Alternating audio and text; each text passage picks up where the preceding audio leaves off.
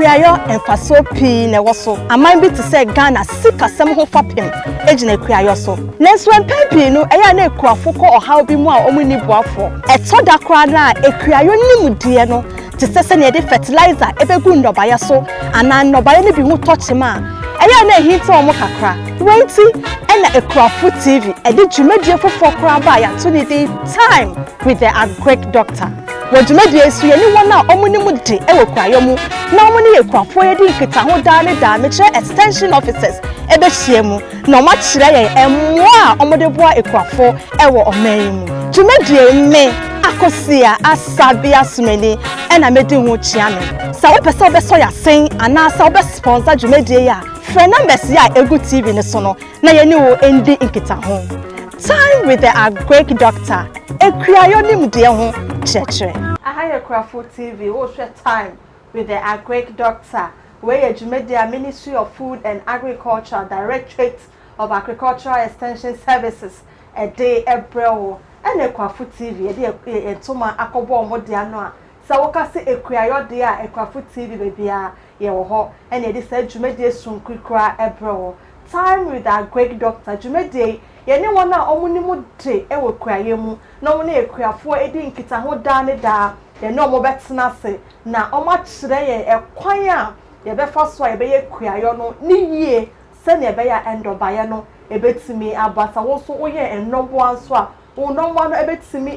enya ahoden a ukoton a obetimi enya price a wo hwese wo benya na ye nso a ye ntimi ndobi nso no yetimi akoto na enya bi edi na enya ahoden edi akoye adwuma eno krampo no se wo mpo wonye Ekuayo no se adwumadie no ebe na so ama wo so se wo mfitire wo dan na chi ho no eyi bi da ho a no akọ ukontomre bi wo mekọ bi wo nya adoa bi na wo de sisi ho ye ne mpanfo wo becheche kwan ya be fa so a ye betimi me ma start me de kra me hwe ni mu se ene ne ye wa be ye no ena mani gye ho pa ene e besua de afa soya bean ho se me kan we ni age soya bean de ye nya ennuani te se awode bebre na wo sa soya bean mo wo betimi anya milk wo soya oil ubenya soya milk ubenya soya flour me flour no na me peme de fra koko na waka udi a unya hoden kama internet de me mani abre ho pa because mpese me nso me ye den misua na ene no ye hwese se ye ka soya bean na die he na obetime dua e wo man Ghana mu na daben anase mreben na obetime dua sa soya bean e wo man Ghana mu ebiem no nso no sa soya bean no ye wo mu difference wo mu ana na difference we dey hu se we na ye papa internet no ye ne nimdifo pa na hia e wo set so a omodi sa dwumadie ye obecheche soya bean ho semsem kwan ye se wo faso dua soya se wo di dua ndwani dua se wo di gusu na timi ye etimi nyi kama de ma internet no me kwan so me be se ko soya bean de me ni de chepa ehun ehia me internet me so me so e femi akosia asabia asumene me se dwumadie de bi se na me ka no se ne be ye betimi da ne de betimi reach out to your farmers across the country into Mr. Ubetini abesoya so ye dwumako na wo hwena betini abesoya tin a frɛ numbers na egu ase na abesoya sen na efa dwumadi emra wo ye krani na wo hwe dwumadi ya ayiko Ghana edamase se da ne da mo aduane eba na ye nya bi edi na ene no me ne Mr. Emmanuel Ejay Odame oye Deputy Director Directorate of Agricultural Extension Services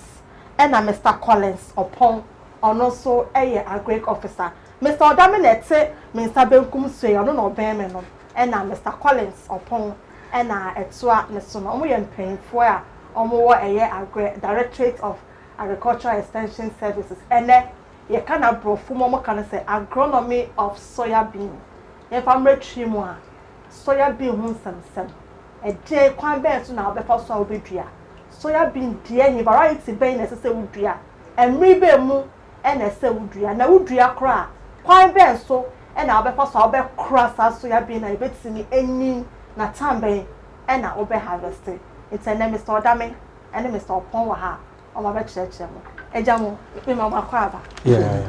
so na me can soya bean dem any chop it's na no my ready me be taking note me feature ho no me ye ma adwene se me sua bi na pacho me so da me we de ma me sha se we ye panyini yesi we ye Collins boss na ma me sha se bi eja ho ye bi se denti ene se ye dua eye soya bean e wo mai o he ma asabia be dedika da ye tiefu na ase ene ahwefo ate so wo hwe apiafo tv da wo na ase na ama akwanya se ene no ye me bubu kwa fa so a soya bean ye dua no na kwa be fa so be ye sikama apiafo ene adidi ye da se be so ma esa akwanya no na asana be yi wa se bisana na be se be ka bi kakra se soya bean na gesa e wo ho no ye aduaba bi a baga na nche ti se na ye obode ye o banchi na hono o hwe soya bean pa dwumade ni pa America United States of America na Brazil na Argentina pa na se dwumade ni e wo kese na se kwa de ye kapra na Brazil ne didio mu se ye nya no Brazil kwa to America kan na America na edoso edua medoso be de ba se na se bisa obisa enu de ewo no se sanse eni ha kesi nti mesade ko se mesade ye krafi amonena ye di ye du mai se eduani o se de ma emwo o ye kani na fi amonena ye to so mi nu sum wo hwe ye eduani aye ma ya ye mwo anu se bia nkokọ no ne emponchi no ne ade na what say ye de fish ase na ye won aduani ba no so no ko ye won ye won aduani no woni nya bebeti na ne bo na ye din te be ye du na akuafo no asem se aduani ye de ma mwo anu kwa ne bo ha din okay eti ni e be ne den eti ne ko ko hia se ne te be ko fa ebia soya bean anu so betimi ama anu no de se protein no ne ayo no ne ade ebeti yesu de ha no ma ebetimi anya sade na de ya hye fishman no anai na boama ekuafo no so ebia onka no so akofo e kan kofo ma ne to no so okwan bi so se ne ye kan no be boama obi aso atobi enti no na akohia se che idua sa soya bean eduaba bi a nokure ni se na ye kan ho asem ewo ahode se twe nuanundo se bi a nitrogen efi emframa mu ede ye na duane no ono ade ye na duane no se agya bi suso ewo asase ni etenko wie du se bi ase afi udua soya bean esa asa atwe sa nuanundo se bi na agya aba asase bi ntino ukodua bro anase atoko anase de ate se na on so benya se duane bi fertilizer do man ye kakra bi. Oh, I see. Etino na ye kan se nka afi ubia fence so bia na afidan na bia eburo anase atoko anase bisa se da be na beboa ama enobae no anase enobae no so benya enando assessment be e bi onsu no o nya nto aso be ntinu e ma yare e wo sa eduaba no so entena asase no so ana de to so bi de to besa e kan se wo hwe yeduane di ase so hwe won enwe nam no kura na ayi soya bean ene die won duane bibi no soya bean ene hye ebi soya cake ebi soya kebab ne tofu no mo ne ade won ye no on jafron wo duane odi ye no won na ye enwe nam ne won nam da ya ho de sipi empunu soya bean no kura odi soya bean na amamoja mo so kura kofom because potassium I don't see woman about my moja aye ayi kakra ase na do no se protein susu etino aye aduaba bi ase dua ebe boa ye o mama ye to be pesa be kan se cholesterol ko mu kra na ebre wo de na anya papa no kwesibo ni akase no ne kan se low density lipoprotein so be de no aye high density lipoprotein ti no share low density lipoprotein so ma no akofa no ya bas cholesterol ano na ewo ni pe unti mu a ma wo unti no emusi na ese moja mo so no ho but deep so bi na ti ma sa do no akofa enti na moja mo sa sem no eno sa akofa ebi o so ye pro mu hai se ye ka no atifi mountain no no kwani o how bi enwura bi nwura boni bi apie o ho do ma e ho asem ka edi se wo bia bro se wo bia atoko anase bia songum ewo atifi mansi wa saa yare no saa nwura na meka se nwura body friend Striga hemotica Striga hemotica wo wasa so anukwe ni ono ayese nkroso wu moja no ti se nkroso wu ono ba twi ono nkroso atwi moja no ono saa Striga hemotica no ono de se ni ti beba aburonum anase atukunum anase sogunum eti waye na dua no adwe nti ebe wie dunu wo kwani no enye du se afenim ko na wie na so wadua abura anase atokuni ade a anye mi oha mu chichemu aduoso eko hade obaji ni na fi asaso so nti ebe wie dunu ebe bura eti no ye researchers no anyuma waye na ma ehu sese etimi dua soya bean na eboama saa de no so ekofo make twafo no se bia fi e bia soya bean na afidan ababedua eburo anase atoko a etimi ma ya no buy no ejina metimi na no buy efi right ye buy so na ye balance na na hefa se na oka asase no e ba le bedua sade Ghana ha no kaka no hwe ye man na anki achichem bebie ensia by then we say ni ebubu ni adinti no kaka no nga ko ba biti sa azim I think rainforest ga de ka de bia nsu oto se enti se biu e di sense to the Ghana ye mam ham ya chichem to zones ahoro enum your Sudan savannah your Guinea savannah your transitional and your forest and your coastal savannah na sa bia huro nyina no emu nan no ebetime bia sa bi no ho Sudan savannah no wo hwe atifi apue ti se upper east one ma on kona no so ho na Sudan savannah no ho de ho asem ka ba head because nso no to de ho no ho asem ti ho de ntimi ndan papa okay but wo ba from ba asiande rather than ma say nan it me bia sa so ye bi no ho but the omu ni se so bi no so awo ho no so rather than ma pa ye abodimu pesemu ye researchers no aye say what council for scientific and industrial research crop research Savannah agricultural research institute ojuma erebia university this bi ojuma ware no etime anya se bia so bi no ebi won ma asontem ebi na de ochi ko na de ochi nu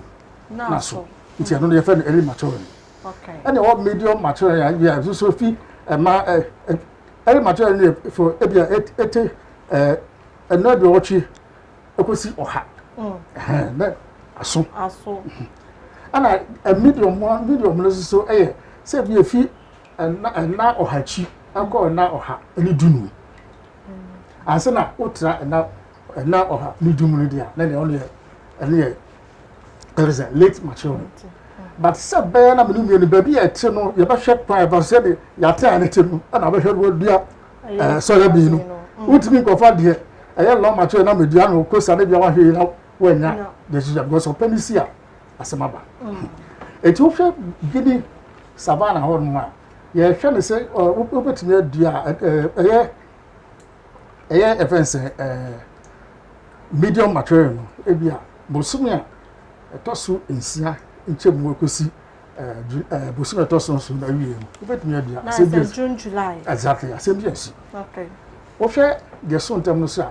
saa Guinea Savannah ho no se biansi empo no long late mature no kwa no so saa mre na betimi adua baba transition ane dia transition ano ya baby se wo hwe baby ti se bono is kentampo no mu ne nkuranza kan na nke kwa ekutu ba yesa se ya ye ne twetwa nua na didi amma sisi esra kra eti na kan transition that's right eti ho no mu so no wo hwe medium na anka ra da ma kwa busu na to so wo betumi adua but ukọ early mature ndi busu na to so nine no nchemu kosi busu na to so so no wo betumi adua bo se de esa se enche na aso na wo yeti sam no betumi adua ana akọ late mature no so de no so July busu na to so ukọ fence ukọ forest ne kosa Savannah no so se na medical kan fa transition as a bosom in son, side men and I'll be to media, the blue system, a bosom a tosso and 9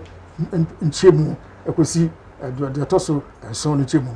with media, a Sibia, AC. Now, Himana, your Mr. Dominus and I work can as a so I be a new baby as a pencil. a year so a year a year.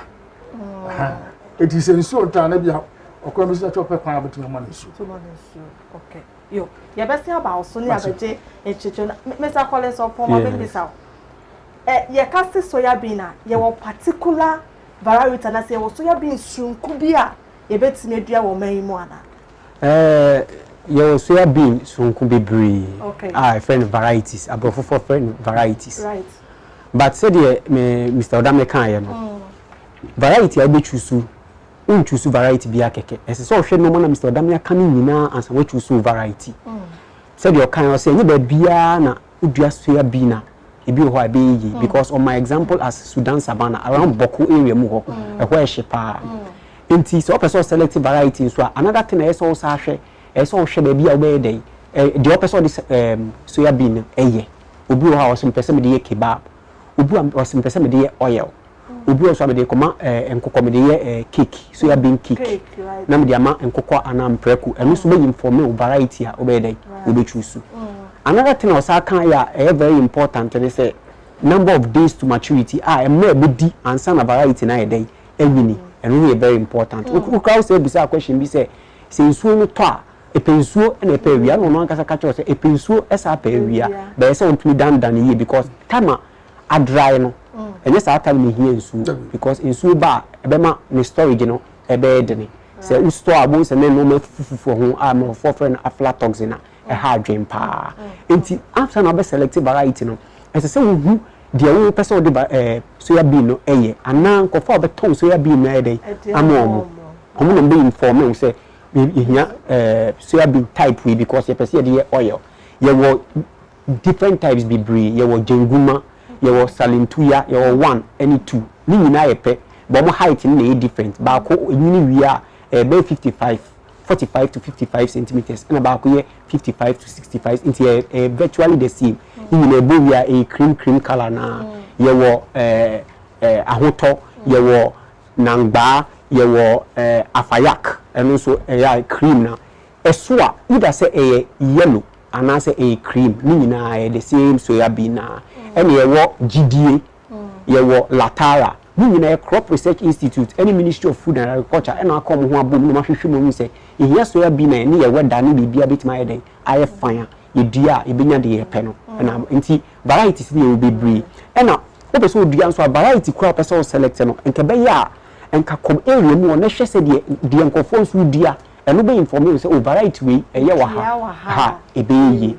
eto bi e na ha adwen say obi ho a onya kofa variety bia e bi o ti ya no akofa na farmers na wuntumi so ni dua jenguma wa ha e bia tamale savannah guinea savannah e dua jenguma ye pa no kofa different variety bi na afo be dua enye yi na afo kasa se adia ha me nti sometimes no wo be hwe akuafo mo around no bi so variety ko mo ye ho a enye ana agric extension officers mo around that kan ba be say o betimi aba mo ma so ya perfect because they say reason they say farmers no obi ben omo ho nti wo confirm ye farmer ho no e bia what say wo dua variety o try nya fine yield pa na ye no ye be ba ho ye du a ye be chirichiri mu o fine pa no akwa agric extension officers no no akobi so me nko fo dua say nti mi so pese me dua bi me mfa jenguma me mfa nangba me mfa afayak me mfa latara me mfa kwashi me mfa salintuna me mfa songba die hi no me mfa na akire say o okay na so we na so dua e wo ha e be yi ye be come break mama me bi sa o hwe mo Ghana ha variety a okay emu die he e na ye tai dua pa wo mai mu na betia maybe o maturity days na ka what me dia man that we go for break na asan abana ya beto adwumede eye afayak any jenguma and they very common varieties because soya bean and kasa they not for no mo the dua pa na maturity days no between 105 and 120 there ubetimenya ebetima mature signs of maturity ni say e be brown brown na but one thing about varieties in is varieties in say so selective variety so en shatter ya ka say shata empapai okay variety bi wo akwa dua no afi de ntina obi wo si bia no akwaji oba bia keke afi be so awie no na abo na papai one thing crop research for no aya any move for na carbon mama ya eboa pa na say most of the varieties no resistant to shattering and papai because time what to say ukote so ya bi we kwa na papai into afayak any jenguma ne de very common pa but say dem kind you dey breed ice entire de wo hwe de ebe kowa na wato na odi ahye na yeah extension service mo to make sure say wo pese wo to this variety e be original mo me fan higher headquarters and as a main way regional mo timi wo baby a farmers pese mo ko to bi o motimi akoto ana agric officer district agric officer okohonoma ometuma director to baby a na obetima ko input dealers omo ton agric honoma but okwa ese ohwe ye fe bibi plant protection and regulatory services omo certificate omo de ma omo ton seeds nyina okono oni certificate ndi ache se onye correct ese ohwe certificate ni so ye current na agric officer no so obenya taking phone na pacha agric officer and say we PPISD for a form of plant protection and regulatory services for omo certificate a man who kwan say sa shop we mutu ton seed na because ko for be akoto seed in fact omo di confie na afi enye inti be ya ukwa no bi sempa cho ye certificate kire say ya ma ho kwan say ton seeds the same applies to fertilizers ne normal so agrochemicals so EPA ma ekwan ema no kwan say on ton agrochemicals inti men ko say okoto seed keke because we say nipa na ton seed no okwa mpe cho me pejenguma wo bi ho no bi ho say me to say okay but my mention say wo certificate kire say ya ma ho kwan certified say wo no akoto no eno no asoma jo Mr. Collins upon Mr. Dami Babacho mo ho meso mo no nso ma ye na ye be san aba abechire mo say me ka cho say na de say adesua nko ana na yesua mesrew we ye farmer baby our especially in the northern region and at Savannah region na say uhu ensema enimtifo e dey to gay se na be ya obetimi akoto variety papa na wadua na wa mmoka oguso a ehwe time with our great doctor ewo Ekwafo TV say jumedewe mofa Ministry of Food and Agriculture Directorate of Agric Extension Services and this jumede ebrewa Ekwafo TV yenso ye koka omo a ye dey echo anase enam ye so a ye dey ebo sa jumade wo hudwa e dey ama wo se na be ya ubetimi ahwe na wanya bibi afiri ma ya kwode quick break ye ba ye be sign atwas ye guso aye agronomy of soya bean.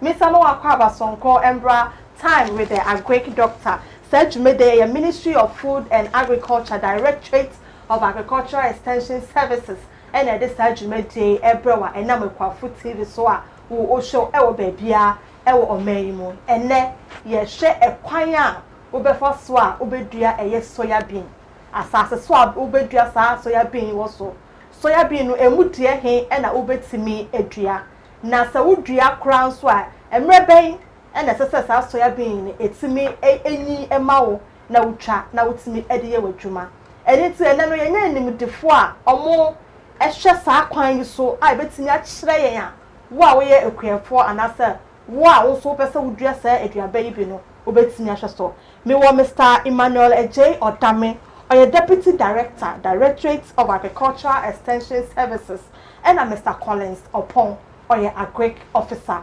enti no eneno ye hwe soya bean Mr. Opon amen sign embrawos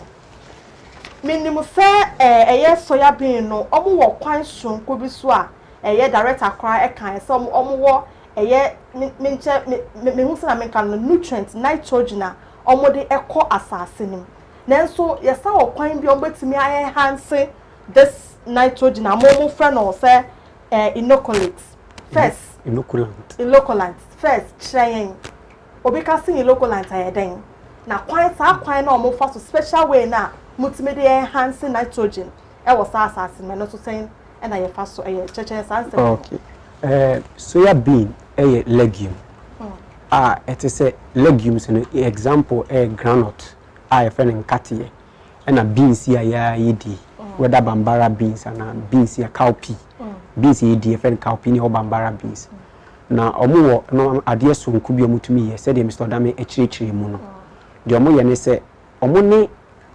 bacteria bi a bacteria mo amon kitinkiti bi omo wo soil nim etumi form apam a omo bom etumi form ade bi efem noodles apo e root no ho so ya bi ni root no ho ati se other legumes ni root no ho na omo ade a motumi ye ne se omo form sa association na omo form apam no wie na omo form sa ade ni wie a omo tumi twi nitrogen e wo wiem den e be hye asase ni mu na motumi ejama so ya bi na nkasa edibi na ma se ejebi ama echire fon so e be di omo no omo so ayedai enya bi edi but sometimes no na etode bi a this rhizobia na American bacteria e rhizobia etode bi a na so e bi ha omo nim bebre sa enti ene ne sese nim bebre sa na ye nipa no de ne betima ya fon ye de ade bi e inoculant ah yes rhizobia na abi emwa no ye aye be hwe mi sa ye de wa kwhye soil nim because ye say ebi nim bebre sa enti de ye ne say ukwakoto rhizobia na rhizobia ye living organisms emwa eguru sama na ukita different from seed treatment the person chechem kakra because one who be say seed treatment and any rhizobium na yepe seed treatment ni pesticides any fungicides are pharmacy anima ye dia coat seed na udua emwa we soil mu ntumi we soya bean seeds no but we dey come more nkitinkiti bi omuni soya bean ni root mbe form apam mbe form noodles apapo root no ho utukura po no hwe a say aform ya utuna hwe utu say soya bean no ni root no aform apapo intini no aform apapo ho a etwe nitrogen say Mr. Odame explain kire eba uto ade ni ya so make sure say umma ni nko ewiem bebre because a living organism it na be ya keep no be a temperature ni cool we make sure say kakra na obeto no so bet me use ni nyina untumi use a store ni say chenwe da enwu na de obeye ne say ofa 1 kg so kwa most of the time okoto soya bean omo pack ni 1 kg wato inoculant a opese 1 kasa de be hye soil no no na wafa 1 kg ofa 1 kg of soya bean na we here 5 grams so people be say be then menya 5 grams ofa teaspoon na usa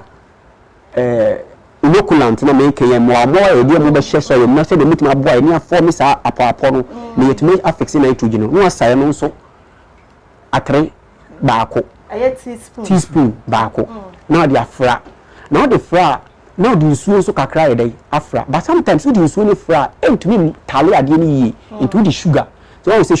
sugar kra nsuo kan kakra bi na ma na slimy kakra say de be for me ade bi abo for friend slurry ni ade ye slimy bit ma chi say de na che say sugar na ma ade na ya amaman na etuma chi seed no uya no afa say the mechanic a living organism mo umfo wani hu but to show microscope mu a ube hu say mo enti ube dry ni kakra bi be say 30 minutes bi e wo shade ase it will dry ni e wo shade ase enye wiem na so mbewu okay enti wo dua wo shade ase na afi wa planting o plant out mu say kakra enyini na bo wie na ko utupo a o pai o say root na form apapo o pai na o pese hu a wo hwe po say pink na chese ade no aba na sa no ye wi a nitrogen de ene ofa no kwa ebe bapa ma so ya bi na nkasa ayusu bi say de Mr. Odame kan obi a ono asa ejabi na ochina ukodua crop fofora na so ya bi na biuma ebetima so anya bi ade aye right Mr. Odame we de ma mensan embra osubim say farmer no wenya no improved and I say soya bean no papa ne amu extension officers and I say mo research for na ka say we na ye papa nti wenya wakoto na ye papa improved one ni amwa recommended so what next okay ati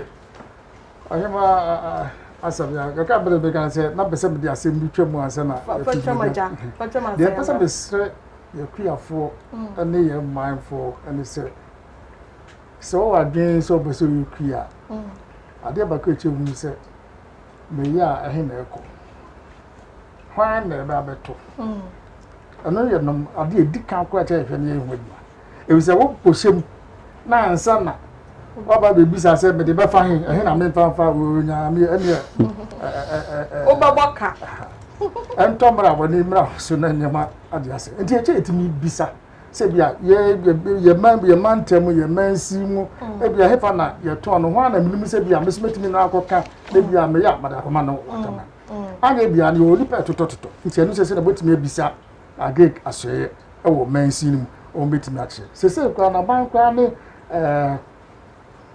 adwumakuo se bia International Finance Corporation all the people bia by friend no warehouse receipt system sa warehouse receipt system yi obetimi adua o eburu anase o soya bean anase emo obetimi de akọ ya hwe ayi hu fini na ya de ato ama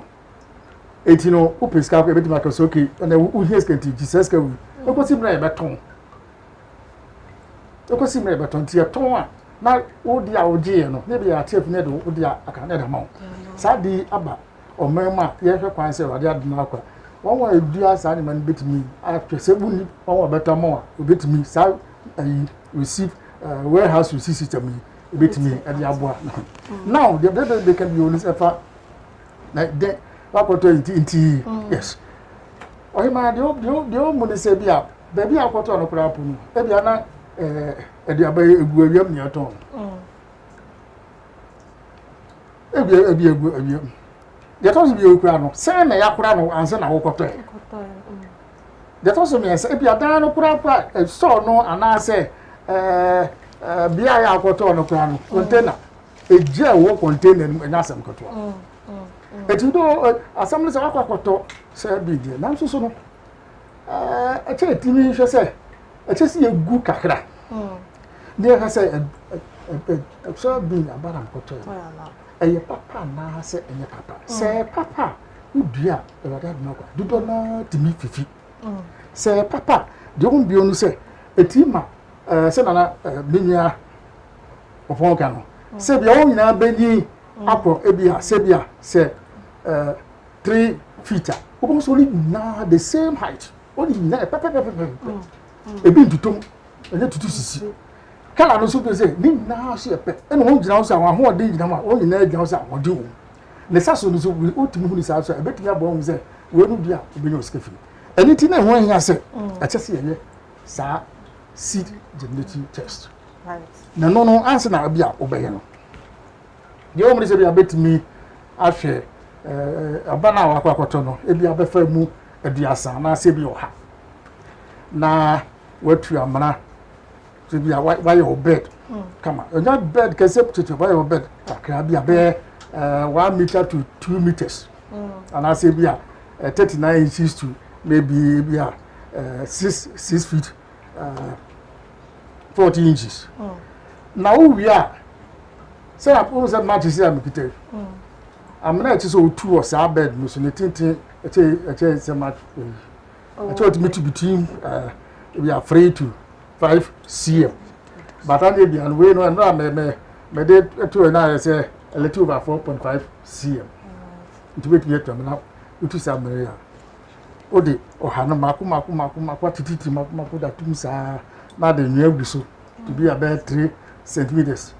now our water na kama itu water sa di ewia ye hwe kwan se efi na num kosi announce eti se fifi eti efi enanum ekosi nanso no se bia fifi dia no hema ya bregu na akoto aye na cheje papa esam wo ho de taso mi yonu so no efi nanum ekosi nanso et se ye papa anye bia no emu oha nchichemu ade otwi num akọ oha no eche di na fifi okay eti so hamo adioso na fifi a o sana ne ye no atifa ana se bi e kase the quality no sana atifa ene wo o hamo chicheba aduonu mu sa o sana atifa eni nyina mu no ukodua se buru o hamo chicheba aduonu ochi enum no o sana ye di abanugu amenemra ya okokodi a asasusu ene o hamo efi o hamo adioso ekọ o hamo chichemu aduochi na o sana ubedian how much ejitemu was it oduonu de 50% there and the bear grant am him akona kwa pe before and we still time Mr. Dame now will say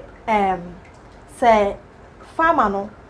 wakoto seed no ewo me find say recommended outlets na ma recommend seed ma recommend ya ma no wakoto ene nso ye ma recommend sa be wakoto no still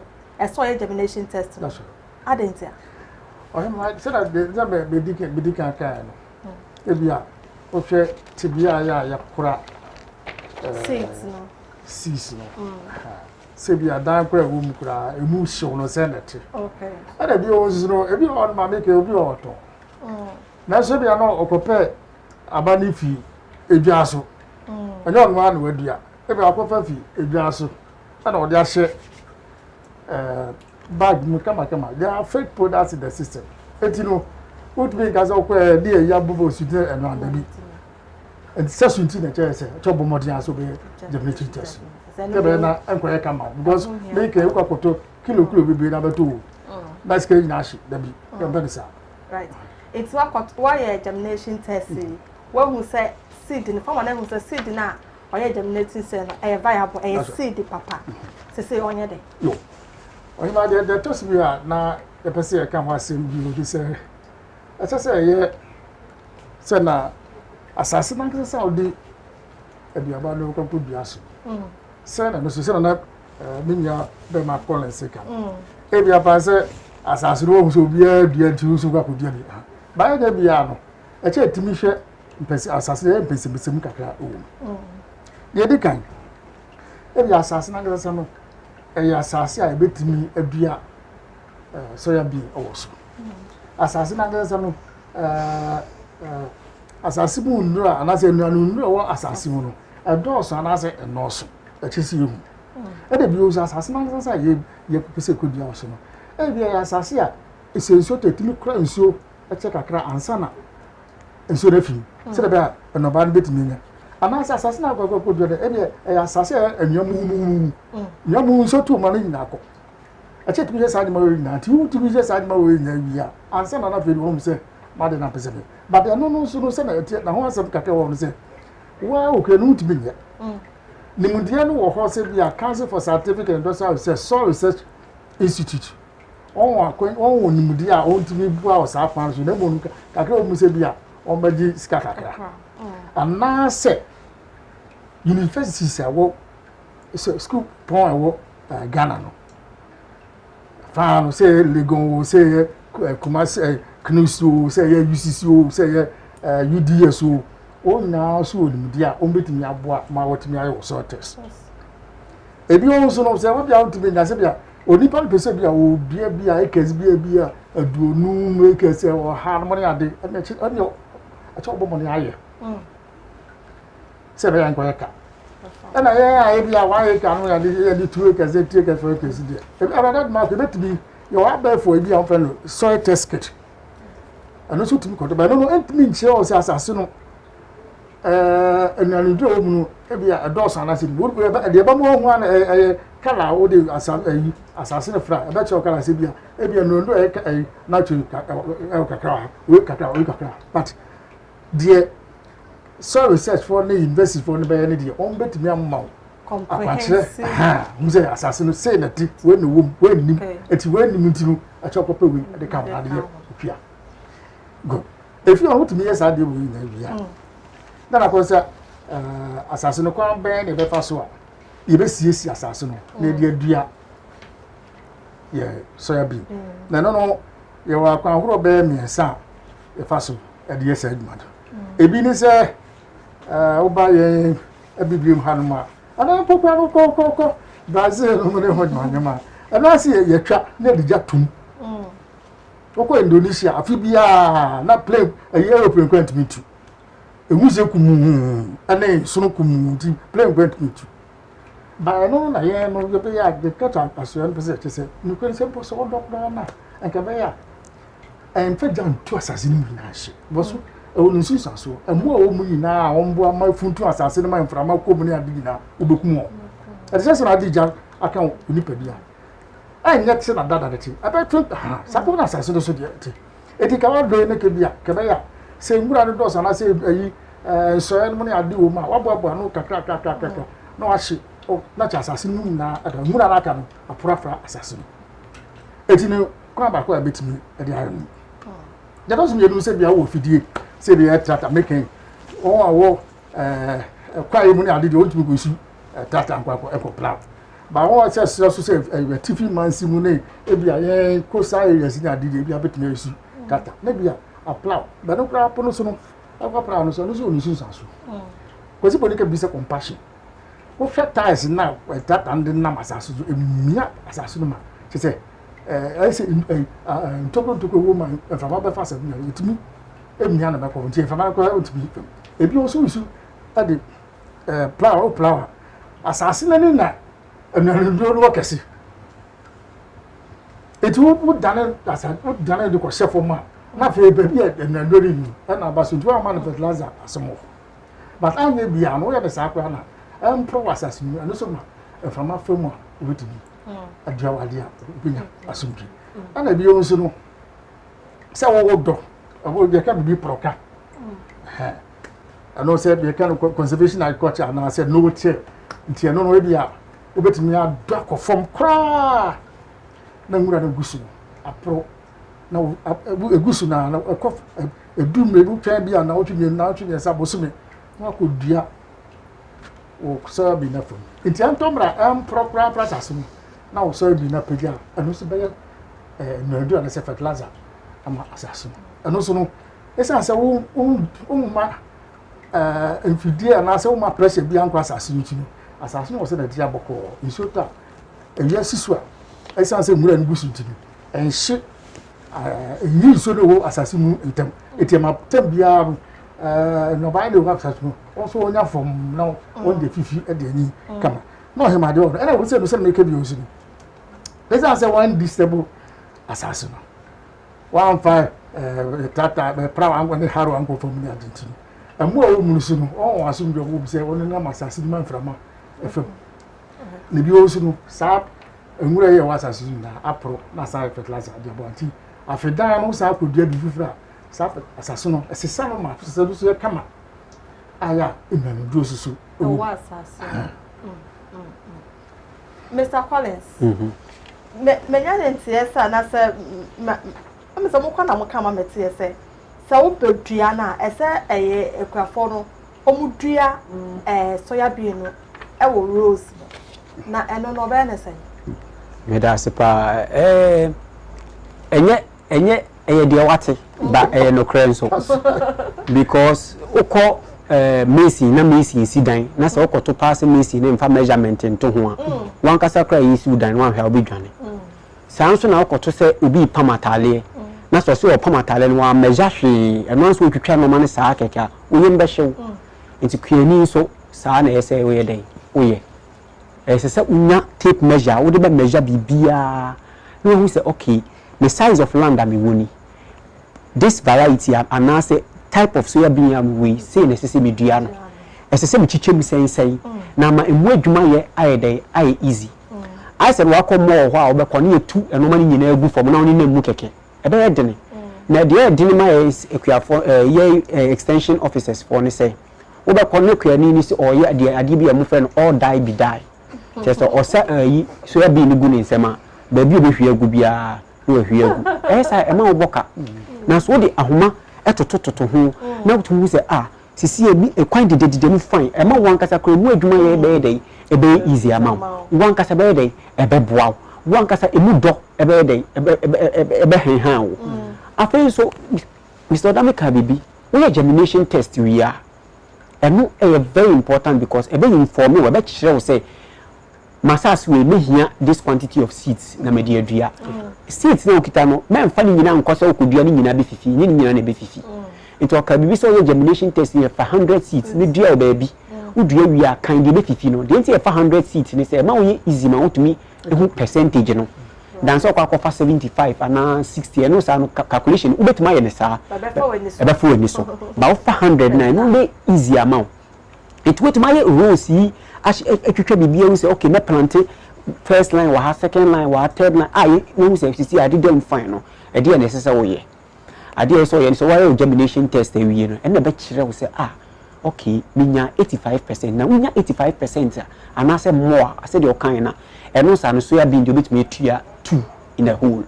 betimi de 2 egu ho mu That's right. unya 70 to 84 eno nso betimi dua miensa ewu se wo koto seed no na dua no out of 100 and 60 penny 50 ya me fa ko back ne ka twam so mo mfa sika ma ho emra wo ho se so mo do seed ye dey e dey ma so unya 60% just enye germination test o kan kra se not just penny ko seed foforo se wo koto e dey ya wo ntina wo koto seed na so wo hwe ho germination percentage no bo ho na wan kasa ko try hwe na hwe se ade mo kan na ya mpa se enye no kra na chese o ma da enti wonya 85% ideally wonya 85% na soya bean de nkeye ye pa enti udua 2 in a hole na 2 in a hole no be say one row to say one row say you know between one plant and another plant no they say 10 centimeters between one plant to another plant about 10 centimeters but between one row a coin back a coin different one they say 60 centimeters say the amount we do I how say they won't compete for nutrients say they how so to me say not with the measurements you know the rope here now you be here 1 hectare obi akasa 1 hectare it's say 2.5 acres now 1 acre so to say 4 plots it took 2.5 acres I 1 hectare and I say 10 plots because 1 acre is 4 plots 2 acres be 8 plots half no be 2 plots into the corner 10 plots just 1 hectare no we should be so estimated between 300,000 soybean plants to 320,000 soybean plants. They do yield and so I do harvest a better yield that will be per acre. I know some about more calculation in ACC. So I think so, Mr. Dameka said when you're 85% of our planting pool, still if you be car any day in 50. And no some who will mount to me say to cool the ha to cool the ha dan so be two gum all die be die also ankasa so sika no be dey e be die no obenya wo he farmer no benya sa rope no e wo he the here ne say first time announce we beginner we be call agric extension officer ho but e ko ni we be hu say de ye no na wankasa be ya na wankasa wanya wo de na because if you have a corner farmers be bring super rope ni bia na ko ye de but extension officers in there o ko a obenya bi ahoma so de ni bonye de wankasa obetime nya bi so yambra fertilizer me wo so pa yambra fertilizer so e dey say ultimi nya kua e wo krom ho a wankasa wo be use fertilizer money ya kasa even soya bean ni kura na wo this nitrogen but no kura na say wo de fertilizer kakra e ka ho so na bia betime nya yield no ye fertilizer farmer he no koto fertilizer e wo baby a wo ne district so that say recommended outlet for seeds. Fertilizer there also and also to Mr. Kwame. Fertilizer and so agro input shop. Agro input shop. Okay. And now and also who per se agric extension officer and so boa with my boa. Ni nyina PPRSD for and a hwesoa. Omo mama certificate say sa agro input shop we obit ma ton fertilizer. Etu kwa men koto keke busasa or certificate no. Na hwe so you ma here pa because ko for be nim so you ma kwa agric extension officer na nche ka chen so person who certificate ya ye de ma agro input shop no say omon fanton no ma na ye current be de no because you renew and a PPR is the for so call round obi a waje certificate be call round ko check say wo ye bibia yi enti fertilizer person to bia ko ho no ma o check the certificate che so I say wo call doctor who doctor need certificate or wo pan ye obeku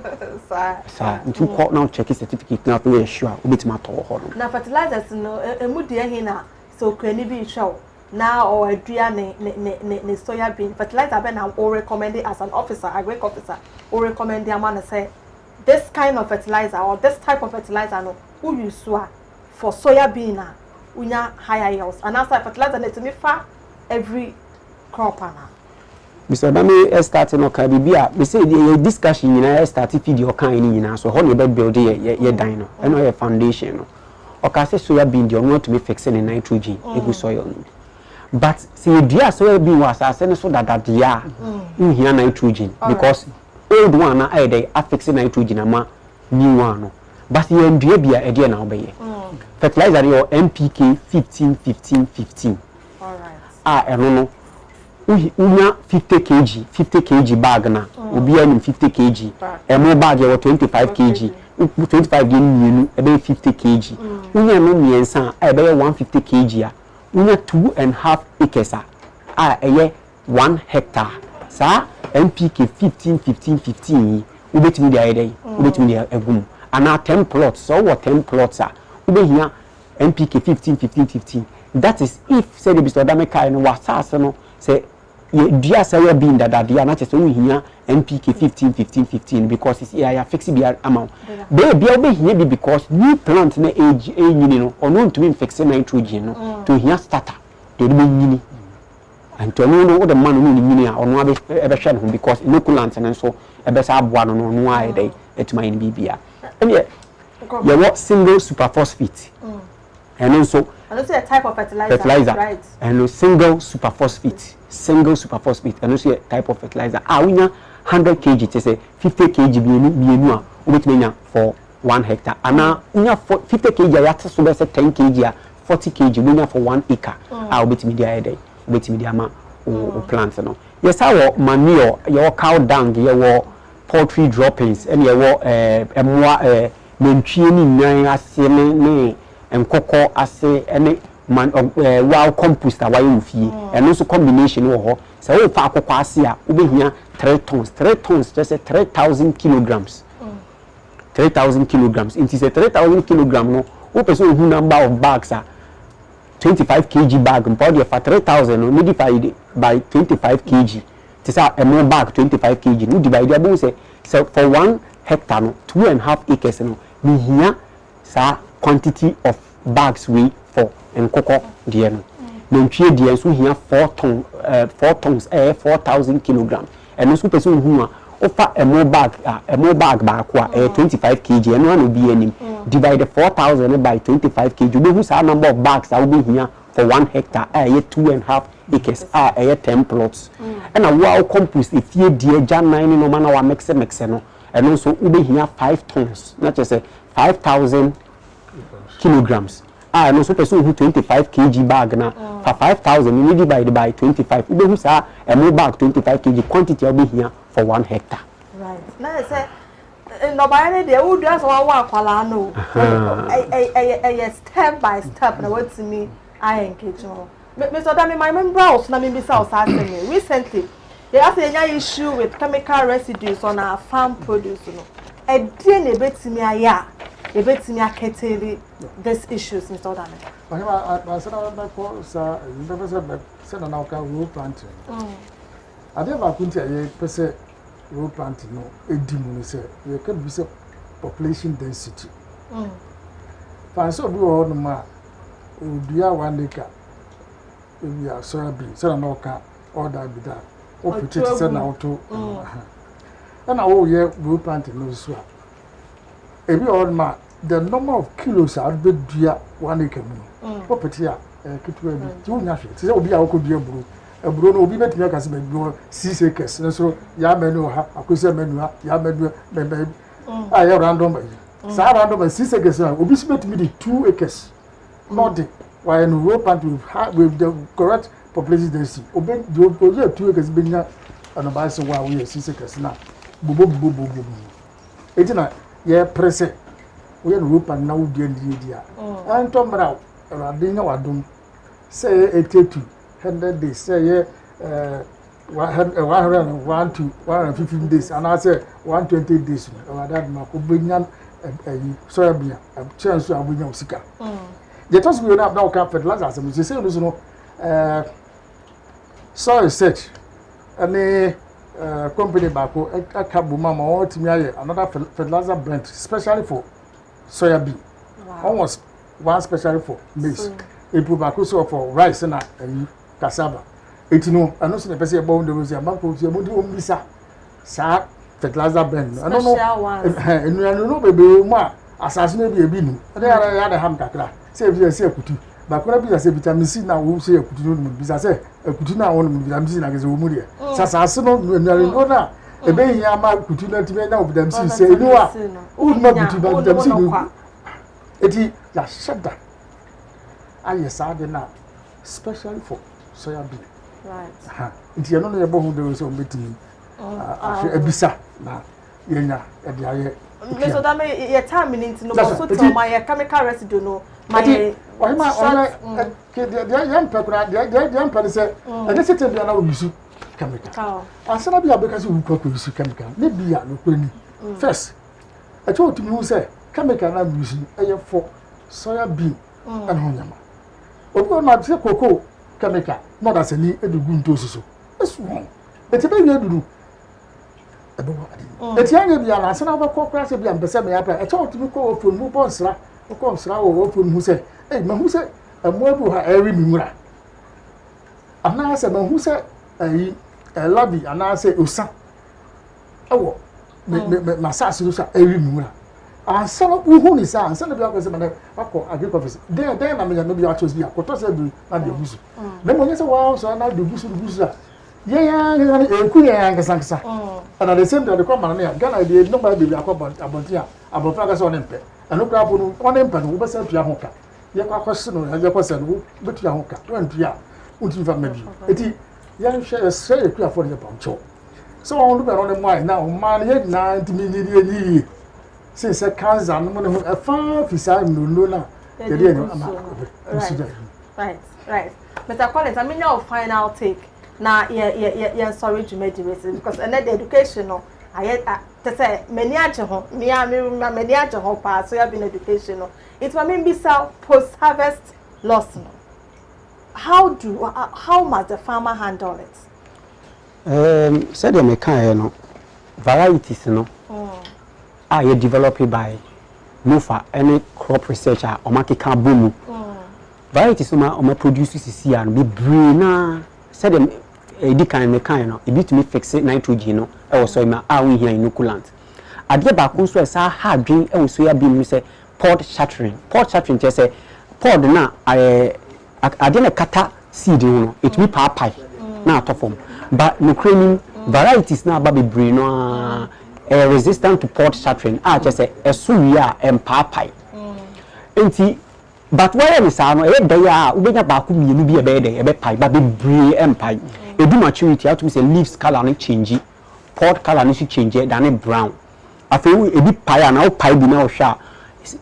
color no catch us seed ni either golden yellow and I say a cream utumi say air shine pa and air dry so utumi say air dry at least field no there unya moisture meter now the test and a great extension officer be born now test ya utumi say moisture no our na say nsuo seed at the time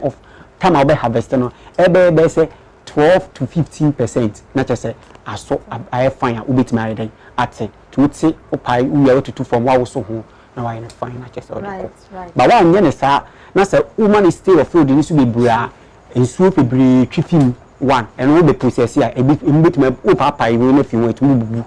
ena o harvesting too early nsuo bebre be wom eno sa what ba na afi we be store eno so dey another problem abem to what ya basa na afi wan kaso aba no abe dry no to ade e friend required moisture content insuo ehuhue insuo ehia wom between 11 and 12 to 13% eno ta udi guwa ebeche o fa na uka utimi si ebu fine ye oka na so wu say aye softer che say emu nsuo no eda so simple ways so say utimi fa tissue na o de nchene kakra egu tissue na wasa soya bean bi e de egu no wa chekere na de ato kakra e cha because nsuo eni nchene nti nsuo be twe fim na aba na chose ade na enwu yi basa wo pa ubie ma to say nchene no mfoy still say de odi gu mu no sa ni gu na wo kue no wo say ma de no ma dry ni intimate ma store Mr. Collins upon meda se papa they say ene eye agronomy of soya bean there and I say e kwan a ye fa so edua soya bean soya bean ne se wudua asase se wudua wo so enduane duro wa asase ni we se ehia and I say fertilizer say enduane duro mu hia no mu de anyi ene se na ebenyi ewi a wo akotwa wo no ba ye no ni nyinaa no ene ye de afemu ewo eye soya bean ho ene ye nya Mr. Emmanuel J. Odame or Deputy Director, Directorate of Agricultural Extension Services, and Mr. Collins upon a agric officer. Omo na nene no mu dri juma ewo time with the agric doctor ye share soya bean ene ho ensen samono ye da ma se na no mu de yakọ school pa no ma chire ye ensem me gidi so yo kreni na wo hwe juma de ya wo hu se na de jai baby omo de ya afa no ensi ene nkwan so next week the fofo be ba de bia rice ni aka ni nyina expect say ye dey ebebro mo mame enko quick break ye ba ye be ko SRD na yakoje eye commodity prices me kire sa wokɔ adwama nso a nduane tomatoes jene bayre banche say na wokɔ adwa so obenya no adwa bia ene ne prices omo take 20 markets no mo de aye sa prices e de amaye nti yakoba ye be kɔ sa ase no mo de aye prices and as commodity prices no abren na wotwe twam ye be twa say ebenya nsunsuanso e wo na wotwe abesim prices a e be pa na yakɔje quick break na ye ba yakɔje commodity prices. Medinchia Efi Statistics Research and Information Directorate, Ministry of Food and Agriculture, Ebre Ashefo nyina ye frame Eunice Ahin. Na watwe etwa mu ye nuane bo a yensa kan efi ye dwa hodo so a pete wo oman mu na mede bre mu. Ye bedi kan ahwe edwa no omomoton no akese mu a ye wholesale no. Ye de ebro na ebehya ase. Yehwe bra na watwe etwa mu a ye date ne ye 30th August to 5th September no. Na ebro average price a yensa kan ye yehwe bottle baako a emudro ne ye 100 kilograms na average price ne ye 153 Ghana cedis. Ebo a na ewosro pa no yensa ka fi tema na no ye 250 Ghana cedis. Ena sunyane ema ye bo a na ewo fom kra na no ye 104 Ghana cedis. Afi yehwe sorghum a no so bottle baako emudro no ye 109 kilograms. Eno so average price no na ye 266 Ghana cedis. Ehoso eno so tema enema ye bo a na ewosro pa na no ye 427 Ghana cedis. Ena ebo a na ewo fom pa no ye nyefi wa a ewo upper west region na no ye 165 Ghana cedis. The etoso so ne emo a ye local rice ye dua wo ya ye man mu no eno so bottle baako emudro ye 50 kilograms eno average price na ye 192 Ghana cedis. Cape Coast ena ema ye bo na ewo shropa na no ye 368 Ghana cedis. Ena tamale ema ye bo na ewo form na no ye 142 Ghana cedis. Yehwe bayre so ye fa baako 100 a ye ohano emudro no on the average ye 250 kilograms. Average price a yensa kan na ye 650 Ghana cedis. Ebo a na ewo shropa ye nye free tema na no ye 980 Ghana cedis. Ena techiman ma ye bo a na ewo form na no ye 388 Ghana cedis. Banchi bottle a no so emudro ye 91 kilograms. And also average price a yensa kan na ye 152 Ghana cedis. Bolgatanga a ewo upper east region enema ye ebo a na ewo shropa na no ye 255 Ghana cedis. Ena ebo a na ewo fom pa no so ye 85 Ghana cedis eno yensa kan free techiman edwa so. Yehwe brodier so eye apentu ni apem ni nyina hohoi ena ma ye bo a na ewo fom kra ena bolgatanga enso ma ye bo a na ewo shro apentu no na average price eye 37 Ghana cedis ena apem no so average price eye 42 Ghana cedis. Afei so yehwe kosua crate baako a ehjem 30 pieces no. And also average price na ye 17 cedis. Ebo a na ewo shropa na ye 20 cedis. Eno Takrade market Kumase ene hohoi ene ma ye ebo na ewo shropa no. Ena ebo a na ewo fompa na ye 14 cedis. Eno ye nye free Kintampo wo Bono East. Afi yehwe omomoton no Nkuma mu a ye retail no. Eno so ye dikan ahwe ebro fita white maize no. And also ye fa 1 kilogram. 1 kilogram no it said ye wafa olonka yachem mienu. No approximately 1 kilogram. And no ebo average price ye nsaka na ye 1 cedi 79 pesos. Highest price ye nya ye na ye 2 cedi 65 pesos. And also tema hwa na ye nsaka ye. And as unyane ma ye ebo na ewo form na no ye 1 cedi 11 pesos for 1 kilogram. Ye share emo a local rice di dua wo ya ye man yimu a. And also 1 kilogram no average price a yensa kan na 4 cedis 30 pesos. Price a na wo shropa na 7 cedis 50 pesos and yensa kan free Cape Coast.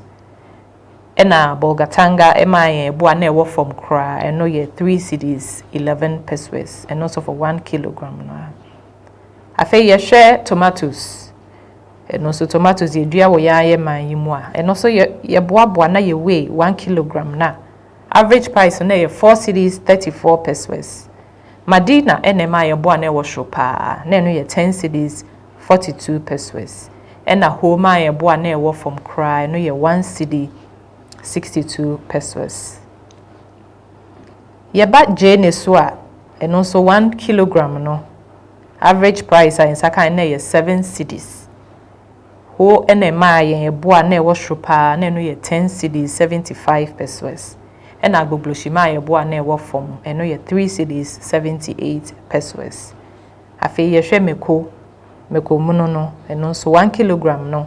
Average price a insaka na ye 13 cedis 38 pesos. Boa na wo shropa na ye 26 cedis 67 pesos and you free Cape Coast. Ena hoho ema ye boa na wo from no ye 2 cedis 99 pesos. Afi ye de eboa ye nsaka afi na wotwe twe mu ya ye 30th August to 5th September no ye de betoto na wotwe a etwe mu no ho. A no ye 23rd August to 29th August no ho. Ye hwe baby omoton na kese enimu a out of inuane 24 a ye cover no emu 9 ena ebo no ekosho eno no eye 38% of commodities a ye cover no emu 9 ena ebo no kosho eduane ane bo kosho pa na ye meko eno ekosho by 5.1%. And out of 24 commodities I cover no so emu 15 and ebo no eba form and no represented 62%. And also eduane ane bo from pa na no ye tomatoes eko form by 24%. Na eduane no ni ekoko form no so ebi ne ebro bayre so call from ena brodier so call from banchi ena gari ni nyina bo call from afa ye hwe omoton nkuma ni mu nso a eno so 24 commodities aye ni di echire no emu 12 ena ebo no ekosro eno ye bibi omoton nkuma mu no eno represent 52%. Eduane ane bo kosho pa wo nkuma omomoton nkuma no eye mankini ekosho by 8.8%. Ena eduane no so emu 11 ena ebo no eba form eno represent 48% of commodities a ye need echiri no. Na de eduane ane bo so ba form pa eye tomatoes nkuma afo no so tomatoes ane bo ba form pa and not by form by 25.2%. We ne yenuane ahodo bi ebo na mabobo sui afi yenkwahwe de aka no.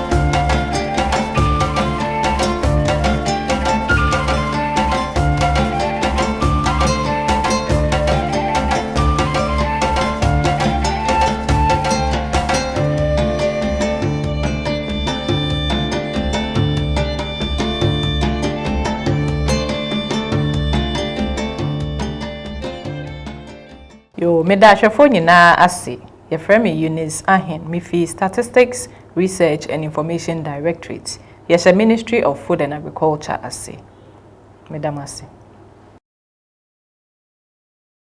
Mayena SIRD for some of the commodity prices for a year previous week abre a year. The way bros na be ya wo marketer obetmenya rough estimate as to prices are wakoto e wo market wona wo marketer wan ko short. We ha na ne ye de wo ebesi ene yesuade efa eye soya bean ho ene ade suano de jese minim se wo a wo hwe me wo fi wani ajepa ene ye nya Mr. Emmanuel J Odame or Deputy Director Directorate of Agricultural Extension Services and Mr. Colin Sopon or also Agric Officer Directorate of Agricultural Extension Services. Omune nomodi ebefa adisumu efa soya bean ho medomase se omunya abre edemaye Jumede Ministry of Food and Agriculture Directorate of Agricultural Extension Services omo ene de se Jumede ebrewa Ekwafu TV and also Emma wonso wo hwebi e wo baby bia owo no ye de kwafo nyina ase se mutumi adwumaden ene ade kire a omode yafo me faso ya bi no ye se te se adwuma amoye wo mfo mo na nya adwuma ketwa ye da mase se da da ne da nyina modua endoba ye na mo nye moa emma ye na yetimi edibi na etimi so samboa ye sika sa meche Ghana ye economy no so e wo manimo mamena production team no ase na mena director sa Directorate of Extension Services, Ministry of Food and Agriculture. Say, ye ba se na mo boa yen na omma ni ehia, omma resource persons na yetumi di education no de brewo. Me da se wo hwe me, ye fe makosia asabia asumeni. Da se ne ye besan ahia e wo Ekwafo TV. Time